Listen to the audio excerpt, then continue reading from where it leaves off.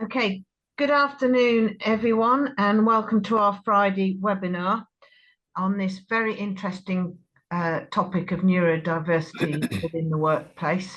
And in this case, it's within the education sector. I'm pleased to introduce Eilish Foy and Brendan Sexton, who developed this project during the summer school at AUD. For those who don't know, AUD is the Association of University Directors of Estates, and I was pleased to be a judge on the summer projects. And this one won hands down, not only because of the interesting and pertinent nature of the topic, but also the level of detail that the team went into. So I will hand over to them, but I'm sure it's going to be a very interesting hour. And at the end of it, we will have some time for some questions. So over to you, Eilish. Thank you, Joe. Thank you for joining today. As Joe said, we were a larger team, but Brendan and I are both going to talk to you about this today. So our agenda is talking about employing neurodiverse people, about a neurodiversity manager's toolkit, and then Brendan will talk about neurodiversity and the built environment and best practice, and then we'll go through what's next at the end.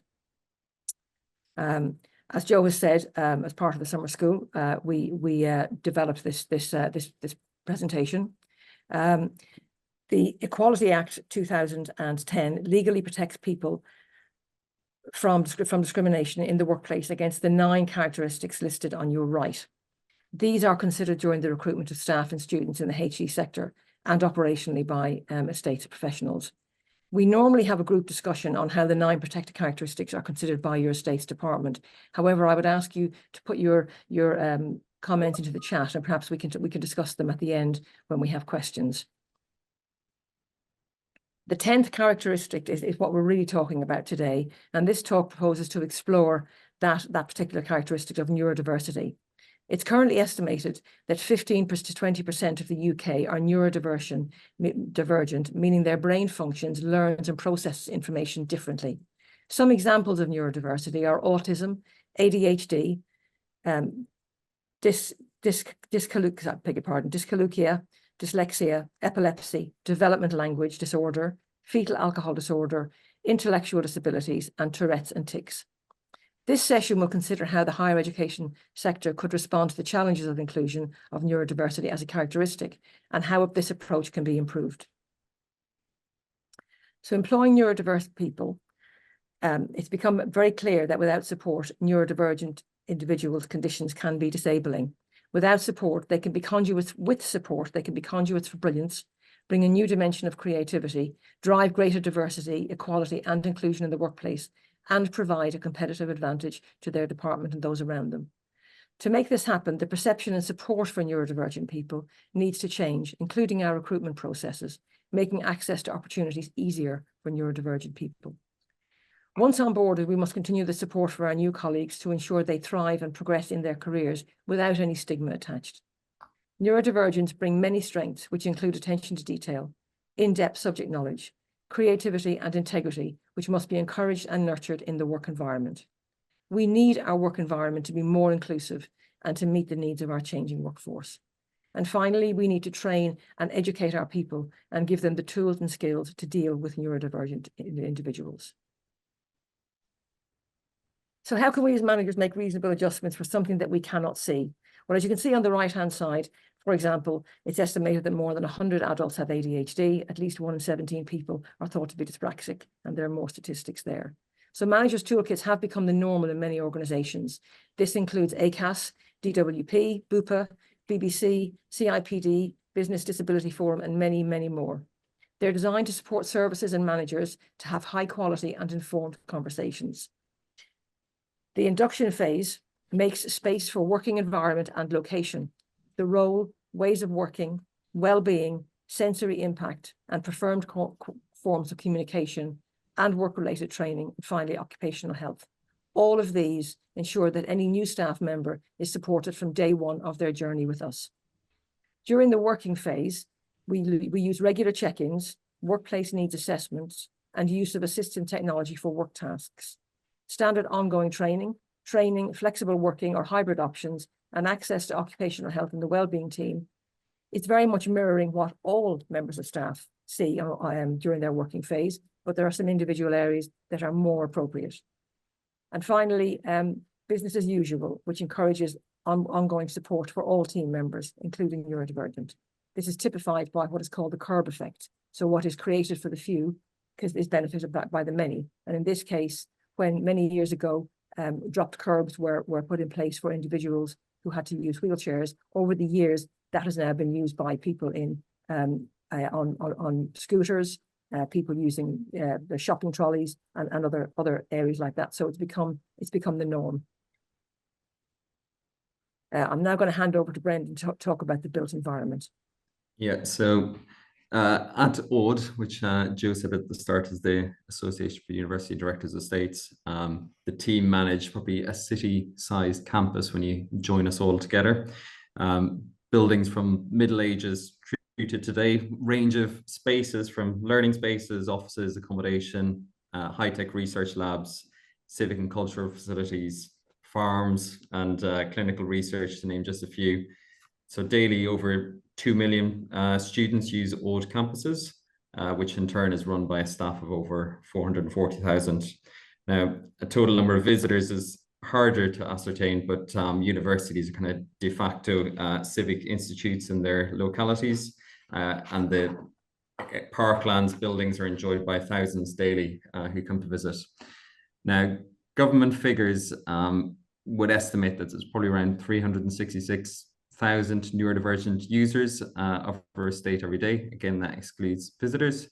But some arguments and some studies would say that the number in the HE sector is actually higher than that figure that I just gave you due to the nature of the sector.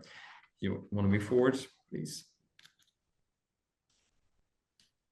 So due to the nature of universities, they've always kind of been at the forefront of promoting equality, diversity, and inclusion, even before the Equality Act of 2010. Now, institutions often expand on the list of protected characteristics under law through their own individual EDI charters. Now, caring responsibilities and socioeconomic background are some of the common ones that are added to the list above in the Equalities Act. And some AUD members have now added neurodiversity to the list of university recognised characteristics. Now, the challenge with added characteristics is guidance is often lacking in the area, and institutes are left to make their own up, be it HR policy or built environment design guides. Now, neurodiversity is a particularly complex area, as it's an umbrella term that covers a large range of conditions. Certain conditions such as autism are non-linear spectrum, and something that may be debilitating or an issue for one person may not be an issue for another autistic person. Similarly, time of day may make something in the built environment debilitating or not, depending on that person. So just click forward. So that's just some of the acts there on the right-hand side that are dealing with the protected characteristics. And then as you see the non-protective ones, there's probably less things that are in place. So PAS 6463 is a new document. Well, I say new, it's probably come out since we started this work, probably in the last year and a half, which is it's called Design for the Mind. So it is actually a very useful document, publicly available if anyone should want to download it. So moving forward. So at the University of Nottingham, we took on the challenge off the back of the summer school work by producing guidance for all new builds and refurbs to consider neurodiversity in their design. We've also included it to include hidden disabilities, which the building regulations are often silent on. So things like fibromyalgia, arthritis, MS, hypertension, asthma would all fall into that category. So the journey so far included a period of information gathering, such as what was available in the national guidance or what was lacking. More often the case, it was what was lacking. and what were the things we knew about our estate already. Now, we were quite fortunate to have two academics in our School of Psychology who were actively researching in this area and already had identified sensory friendly and unfriendly spaces across our estate. Our Pro-Vice Chancellor for EDI and our Estates Directorate role, so easily sold on the idea of producing this guidance. So what we did was we appointed a inclusive design consultant to work alongside a core group of stakeholders to produce the guides. And the great thing about the HE sector is that many institutes have experts already in place. So either in your various schools or the staff networks for neurodivergent staff, similar with students. So we drew on all that expertise within the university in building this guidance. So just moving forward again. And again. Okay, and then on to the next slide. So what we've done is we have a series of guides. The first one is kind of a broad overarching design guide that is used by our internal project managers here when we're doing refurbs and new builds. And we also give this to design teams who are building anything here at the university. So it covers various things from an overview of different conditions to begin with. Then it goes into design strategies such as master planning, size, shape of buildings, locations of them, geometries. And then it goes into more detailed things like, you know, stair cores, corridors, even down to types of fabric to use in the building or colors to use on the wall. This piece has now been taken and has been developed for the entire sector, for the entire HE sector. So all OAD members will get a version of this within probably the next 2 months. It's currently with the graphic designers. So this should be released for all OAD members. So it'll go beyond just the University of Nottingham. Moving forward. For those that are involved in any building on this call, will be used to the Royal Institute of British Architects stages for projects. So they go from stage 0, which is strategic, through to stage 7 in use. So what we've done is produce a checklist. Again, this will become available through OAD within the next 2 months. One for design, so that would be used by our design teams to make sure they're considering aspects of neurodiversity at all the different stages of a project. And then the one on the right-hand side is used by managers. So for example, the team I'm in, all of the managers that work for me would look at this at the various different stages. It's very, very easy. Now, it's not a prescriptive thing. It's not that you have to do everything in this, but it's more so that you are just considering the choices you're making with neurodivergent individuals in mind at each stage. Moving on again. And then for the spaces that staff and students have little choice but to engage in, we've done a series of detailed design guides, and these are much more engaging, much more easy to use and to read, because we found with students here at the university, it's very difficult for them to avoid teaching and learning spaces. So the classrooms, the lecture theatres, the labs. For staff working spaces, that there will be times when you need to come into the office. A lot of us work open plan and agile. Again, accommodation, we have many thousands of beds here for students, and catering spaces, which when we did our sensory mapping of the university and that survey that School of Psychology did, catering spaces were one of the spaces that were often avoided by students due to sensory overload issues. So moving forward, if we just look at one in detail, move forward again. So if you just take our accommodation guide, so each guide is probably less than 50 pages. This is just giving you a little overview. They're very visual, and what they take is the elements of that first overarching document so that anyone could pick up and flip to the right bit of the document and just get a very easy guidance on the types of things to consider. So something like the accommodation guide, while yes, it's been written for our project managers and architects and the likes working with us, this is also used by our halls managers. So say at the end of the year when a room needs repainting or new carpets, for example, they would just flick to the right section, and this is how we've been using it. So that it's many more people have used the guides than originally intended, which is great. Again, moving forward. Then it goes into details of the spaces. So this, for example, is a transition space where it's a place to stop and breathe before you go into, say, one of the communal rooms. So for example, someone could wait outside, have a view into the room, but not necessarily go in. And some of the things that are identified there are things that are benefit to all users. So user control ventilation, biophilic design, variation in height to give a variety to designs of buildings, color, geometry. Again, moving forward. Then down to the elements of the bedrooms, we go through different bedroom types, and it thinks of little things that wouldn't normally be considered under the building regulations. So a space for a fridge for medication, space for an assistant dog to sleep at nighttime, dados that are wide enough so you can put nighttime medication on if needed, or to help you lift and readjust in the bed, or furniture on casters so you can rearrange the room depending on day or night spatial needs. Forward again. And as well, we spent quite a bit of time considering communal spaces within accommodation. So what we don't want is neurodivergent students to feel the only place that they're comfortable is in their own room. We want to make spaces that are comfortable and inviting to all, so that you get that social cohesion within the accommodation. So this is just for accommodation, as I'm showing here, but as you saw, there's other guides as well for other specific areas.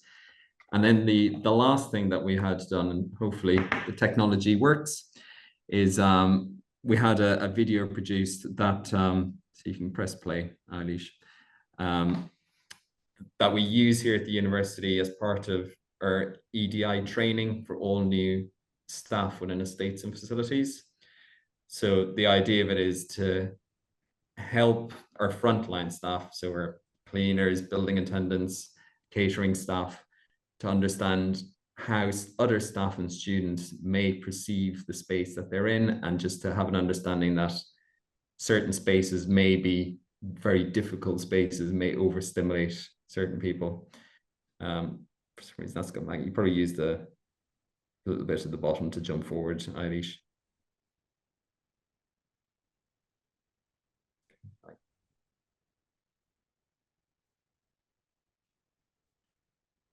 That's good. So what we've done here is probably taken a lot of different types of conditions and put it on one, notional user. So there wouldn't be one person that would experience all of these at the same time. I'll tell you what we will do. I will share the link to the video after with delegates, because I think it's quite jumpy and it probably won't be the nicest thing for people to look at. So Eilish, if you just want to move forward onto the next slide, which is yourself again.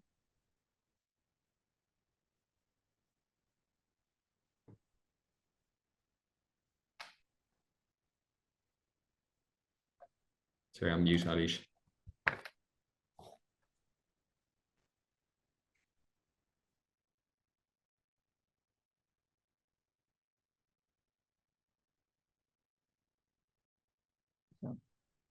Sorry about that. Neurodiversity is essential for the future of work and is fast becoming a key priority for companies to succeed in today's world. Ernst Young, for example, in October 2022, announced the opening of a neurodiverse centre of excellence in Glasgow.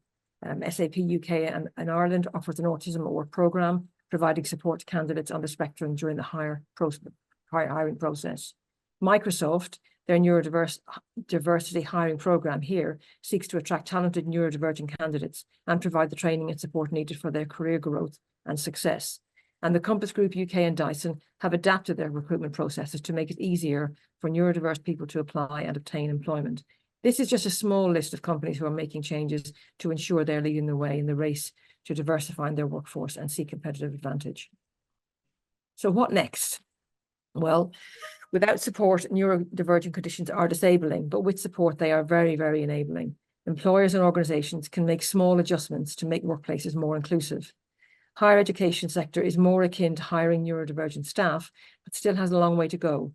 A proactive recruitment approach is required to encourage neurodivergent people to enter the higher education sector. HE sector needs to upskill staff to make it easier for neurodivergent people to apply and disclose conditions. Inclusion must be continually encouraged and promoted to remove the stigma of being classified as disabled or different. HE must adapt to be a welcoming environment for neurodivergent people to thrive and feel nurtured. Launch Odd Neurodiversity and the built environment. The launch of the Odd Neurodiversity and the Built Environment Guidance website and adapted UON guidance for HE sector is due, as Brendan has said, in the next couple of months. So we are encouraging Odd members to campaign and champion for neurodiversity across the spectrum. And that brings us to the end of the presentation. And so we'll open the floor for questions. Thank you very much. Actually, can you move on a minute? Well, we can have some questions if we have questions. Ian, can you see questions? I can't see any questions at the moment. People should be able to post in the Q&A. Okay, So if they do have any questions. Okay, so thank you very much, Brendan and Eilish. Obviously for our guests here, as you can see, it was very targeted towards the higher education sector, but there's a lot of crossover, and ORD and IWFM are working closely anyway, and even exploring how we can work more closely because there's so many similarities, and IWFM offer training for ORD members, etc. So there's a nice tie-up, and I work at the University of Surrey, hence and the South Regional Chair of IWFM, so hence I'm keen on that tie-in. So we will look to ensure that you have access to the video that Brendan mentioned, but also you can see on the screen there's another opportunity to learn about the PAS 6463 if you want to scan that on there. And then if you go on to the next one, Eilish, there's another one, a webinar about neurodiversity and the built environment. Again, we will put these up afterwards so you have access to it, but you can scan it on screen anyway. But again, worthwhile because this is affecting many office and other environments as well as the higher education sector. Next one, please, Eilish. And there's some upcoming courses which may be of interest to those on the screen. These are IWFM courses, so Managing Building Services and Effective FM Professionals. They're all available that you can have a look on our website. And if you go on again, Eilish, there you are. You see there's a lot of courses coming up. And then if we move on again, you can see how you can follow us on social media through either X or LinkedIn. And for those that want to record CPD, today's event number is 5133576. Again, you can scan on screen. And finally, if you want to become a member,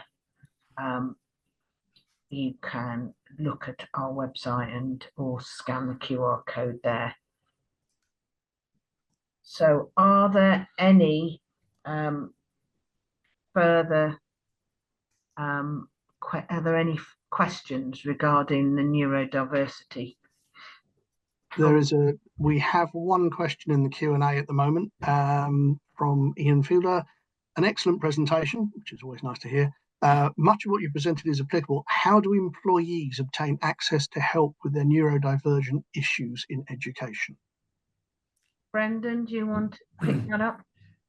Yeah, I think I'm not sure if all universities is the same as here, but here it's pretty well promoted. So there's very public staff groups, but also people can go privately just through their line managers or direct to the EDI groups here at the university. And we do have EDI Recognition Month once a year in December is when it is, when the neurodivergent staff and student networks, are promoted through that as well. So I think there's a high level of visibility here and encouragement for people to actually come forward and declare if they are neurodivergent, and if some changes to the work environment or their work time when they deliver work, flexible hours, all that sort of thing, would help. And as I said earlier, we do work agile here at the university as well, so there is a lot of flexibility about how people actually do the job that they're employed here to do. Eilish, Yeah, thanks, Brendan. sorry, or Joe? Yeah, and one of the things for those that are joining from the commercial sector, my background was in commercial sector, and obviously there's been a trend for a few decades now to go more and more open plan. We've even been doing it within our own professional services team, so office sectors within the university. And I think if you can watch the video that we will post with this, it's really thought-provoking, because that open plan layout doesn't suit a lot of the neurodiverse community, and it is just about how, as FM providers, we can support that whilst keeping the open plan and increased space utilization, how those two can work alongside each other. So as I say, I would really recommend you watch the video. It's very enlightening. I would say, Joe, that's what prompted a lot of this here. Is during COVID, we moved most of our many hundreds of professional services over to open plan. And then we found that, some of our colleagues no longer came into work because they just couldn't deal with the new environmental setup that we have. So our new next range of offices that we're installing are very much adapted based on this guidance and the feedback we've had over the last 2 years. So yeah, open plan doesn't fit all, but there is things that you can do to make it more accommodating. Right, we have another question here. Can a design for some issues have a negative effect on individuals with different issues? That again, probably is more you, Brendan, than Eilish's side. Yes. The answer is yes. I think that's where you need to offer a range of different types of environments, and as well enough user control over their own area. So for example, lighting is one, ventilation is another one. So it does have to be carefully balanced. And I think we do have a long history here at the university of, good intentions on one thing, and actually you find that it doesn't quite work. And that's why in one of the slides earlier, there was a feedback loop. I think as we do all these things, it's very important that you do go back and actually see how the spaces are being used, see how people are finding them, and then adapt as you move forward. Every day is a learning day. Got another question coming. Thank you for these questions. Oh yeah, change is often an issue. How can this be managed through estates? Yes, if for example, the open plan one, that was probably one that was badly done during COVID, because people left and came back to a completely different way of working. How we're doing that now with academic colleagues who are transitioning to a more agile open plan way of working, is we have change managers, and there's a long process involved where we do pilots and the likes before people actually move to new ways of working. That's just on the office front. But I think there is a lot more hand-holding needed. I think it can backfire if things are done without proper change management. Okay, thank you. Any further questions from anyone? Well, if not, I'll give you a bit of your lunch hour back. And I would just like to thank Brendan and Eilish for a great presentation. And thank you for all those who have joined online. And as I say, we will make sure this is shared. So thank you very much. Bye.